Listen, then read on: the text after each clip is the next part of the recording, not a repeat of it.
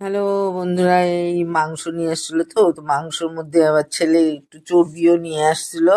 তো যাই হোক, সেই মাংস আমরা আবার মাংসর মধ্যে চর্বি দিয়ে রান্না করি না, ভালো লাগে না, তাই চর্বিটাকে আলাদা। আর মাংসও রাখলাম, বোনলেস মাংস রাখছি, অনেক মাংস আনছিল, তো তার থেকে রাখলাম। বললাম যাক, খিচুড়ির দ্বারে সরি, মানে ঘুগনি করে দিই। সবাই তো বলে, দেখিও যে চর্বি দিয়ে টিয়ে মাংস দিয়ে ঘুগনিটা ভালোই হয়। তা সেই জন্য আমি এই ঘুগনি বানালাম। মাংস চর্বিটা দিয়ে ধনিয়া, জিরা, শুকনা লঙ্কা আর আমার ভাজা মশলা দিয়ে মটরটাকে আগে সিটি মারিয়ে রেখে দিছিলাম। ওগুলা দিয়ে মাংসটাকে আগে সিটি 2-3টা সিটি মারিয়ে নিলাম, নিয়ে তারপরে ওর মধ্যে মটরটাও ঢালে দিছি। দিয়ে এই যে এখন ওইটা ফুটাচ্ছি। তারপরে একটু ঝালটা কম দিছি ঘুগনিটা, আর একটু দিলাম যে বাচ্চারা খাবে যেহেতু।